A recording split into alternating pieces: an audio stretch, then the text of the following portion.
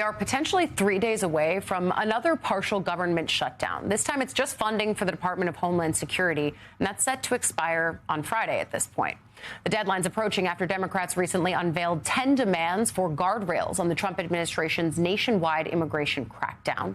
They include requirements that DHS officers wear body cameras and obtain judicial warrants before entering private property. These are pretty baseline things. But Politico reports that a partial shutdown appears inevitable, as Republicans have yet to budge on those demands. Specifically, the GOP is raising concerns over some key sticking points, including a prohibition on immigration enforcement officers wearing masks.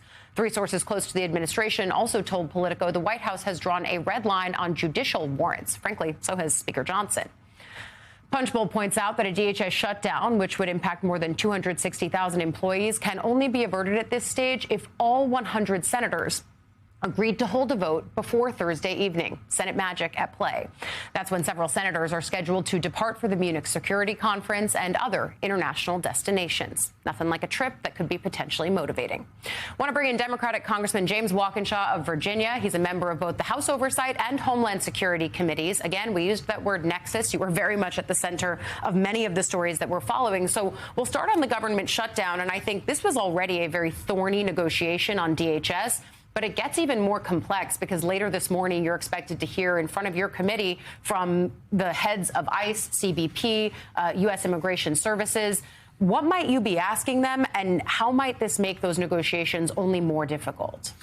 Well, look, I think you'll hear a lot of focus this morning on the killings of Renee Good and Alex Pretty.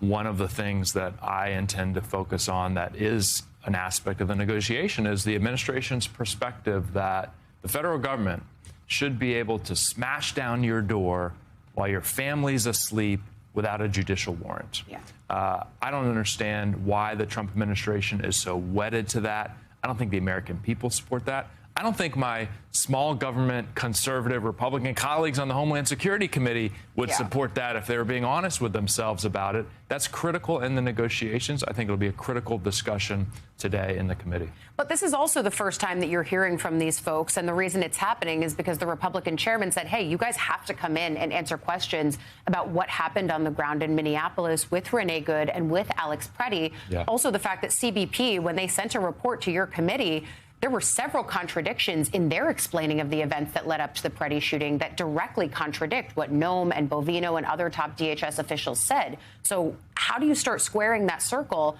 And when you start doing that, at what point does the accountability question fall squarely at Kristi Noem's feet? That's right. I think it's been at her feet from the get-go. And look, everybody who is remotely honest or sentient knows that Kristi Noem lied. She came out and lied, as did Stephen Miller. I think the directors of CBP, ICE, and USCIS will know that as well. It's going to be difficult for them to avoid that in the conversation today. I hope that they will speak honestly to the American people in a way that Kristi Noem hasn't.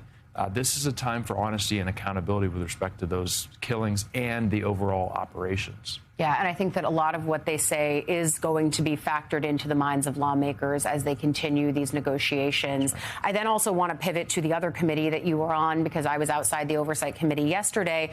You reviewed, not just you were there for Ghislaine Maxwell's testimony, but then also you were able to review at the Department of Justice these unredacted DOJ files. And we're saying unredacted, but based on your experience, some of these files are actually still redacted, right? So what is the explanation, and just your initial takeaways? Take us inside that room as much as you can. Yeah, so I spent almost 90 minutes at DOJ yesterday reviewing redacted files. Important to note, there are hundreds of thousands of redactions. Yes. It would take all 435 members of Congress months, if not years, to review them if we did it 24 hours a day.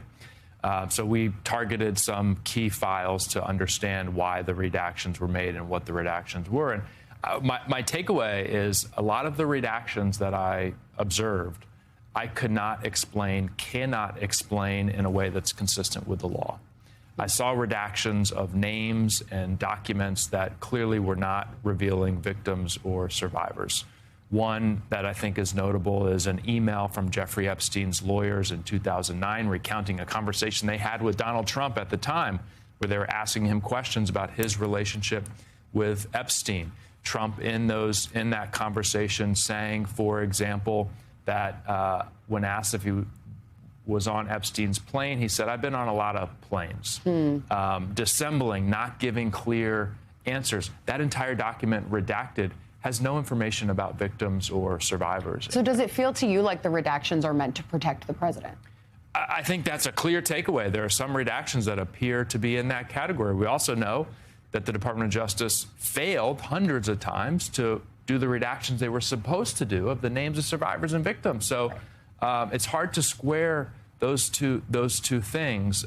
They're required by law to explain the redactions they've made. They haven't done that, and we're going to be following up, especially on the redactions we reviewed that don't seem to be consistent with the law, and try to understand why they've been redacted and get them unredacted if it's not consistent with the law. Yeah, that explanation was supposed to come from the Attorney General, Pam Bondi. And even if she doesn't give it in written form, guess what? She's testifying on Wednesday before the House Judiciary Committee. So I imagine someone is going to ask her. Yep. You know, the other piece of this that we were talking about yesterday on the Hill is the way that the Epstein files we have seen have put new names into the public view. And some of them are serving in Trump's cabinet. I mean, we were asking questions yesterday of Chairman Comer about why are you not trying to talk to Howard Lutnick, even after interviews he had given where he said, I lived next door to Epstein at one point. I'd been inside his apartment. I saw some weird things. And then, of course, the files only underscore that they may have had a more continued relationship past the point that Lutnick spoke about.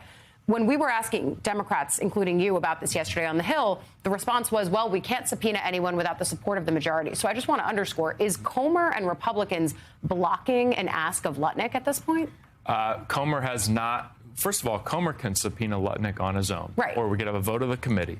So at this moment, Comer has not subpoenaed or asked Lutnick to come in. I think there's going to be more and more pressure to do that. I think one of the things that's important here to note is it's just kind of strange how many Trump cabinet officials are involved in this Epstein thing. So you have Alex Acosta, who is the prosecutor in Florida, who gives Epstein a sweetheart deal, becomes Trump's labor secretary in the first term, and now you have Trump's commerce secretary, clearly, at a minimum, lied to the American people and to his boss, Donald Trump, about the extent of his relationship with Epstein. Just very strange. Of all the people in the world, why does Trump keep selecting for his cabinets people who have very close relationships with Jeffrey Epstein? Weird. Weird, and I also think weird that we are not just trying to bring in anyone who can help better paint a picture of what was happening in this orbit. I think we also have to point out that proximity is not criminal, and yet we are dealing, I think, and I've said this repeatedly, in a court of public opinion and a court of law. And those are two different things, but they are both related to the work that the committee is doing on Epstein and with the files. We will leave it there for now. Democratic Congressman James Walkinshaw of Virginia on multiple stories. Thank you for coming on.